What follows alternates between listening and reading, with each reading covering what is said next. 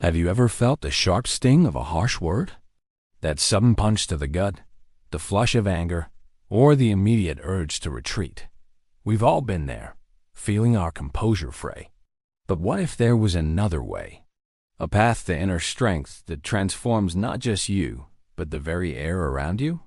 This is a story about Alex, a young man with a heart as open as the morning sky and as sensitive. Alex felt everything deeply. A kind word lifted his spirit, but criticism or unfair judgment sent him spiraling. He wasn't weak, just unequipped for the emotional onslaught. Faced with negativity, his reactions were immediate and often regrettable, lashing out in defense, then guilt, or withdrawing completely, letting words diminish his self-worth. His sensitivity, while allowing deep connection, made him incredibly vulnerable. He longed for peace, for a way to navigate turbulent interactions without losing himself. His search led him to Master Gideon, a man whose presence exuded profound, unshakable calm. Gideon lived simply, his wisdom etched in the serene lines around his eyes and the gentle cadence of his voice. Alex poured out his heart, confessing struggles with criticism, his quick temper, and pervasive hurt. Master Gideon listened patiently, his gaze unwavering.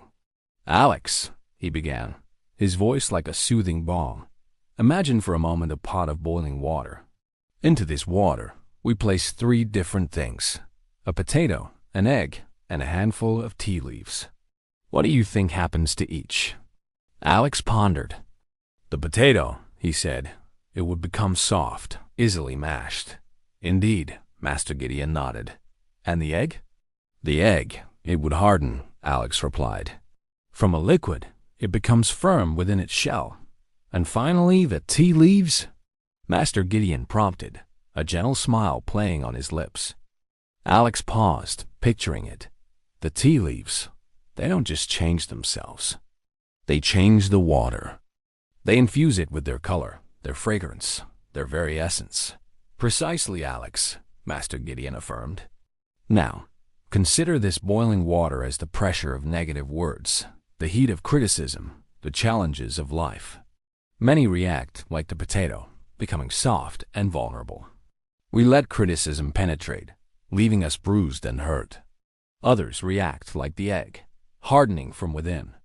We build walls, becoming rigid, defensive, sometimes bitter, impenetrable. Yes, but unyielding, losing flexibility and warmth.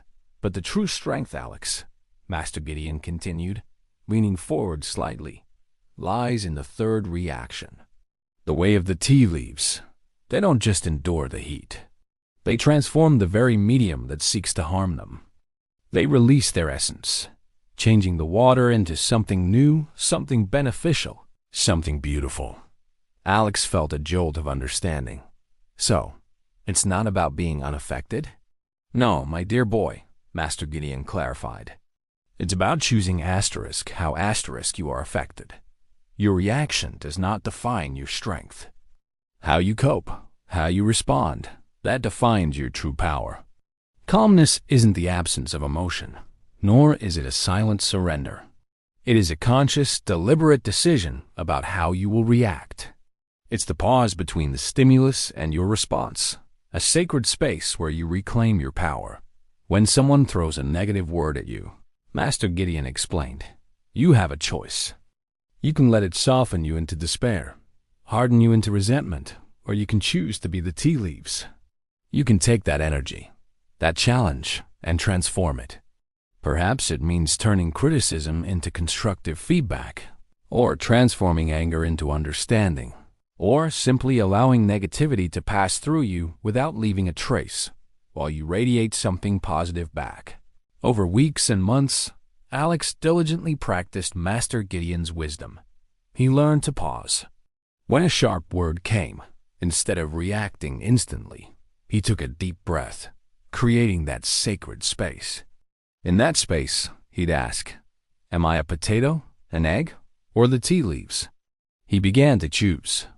He chose not to let external words define his internal state, to infuse the situation with a different energy, a calm question, quiet understanding, or dignified silence, refusing to absorb negativity. Slowly, imperceptibly at first, then undeniably, Alex transformed. The quick sting of hurt lessened. The urge to lash out faded. He found a profound inner peace, a quiet strength that emanated from within. His self-confidence blossomed, no longer dependent on the approval of others. He became the master of his emotional reactions, not their slave. He realized that true calmness wasn't about being emotionless. It was about being in control of his emotional compass. This newfound serenity made him, in a remarkable way, invincible. Negative words still came, as they always will in life, but they no longer pierced his core. He had learned the secret. True calmness is the strength to choose what one will become in challenging situations.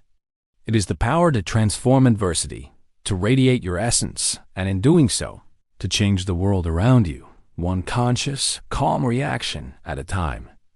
And that, my friends, is a power that no external force can ever diminish.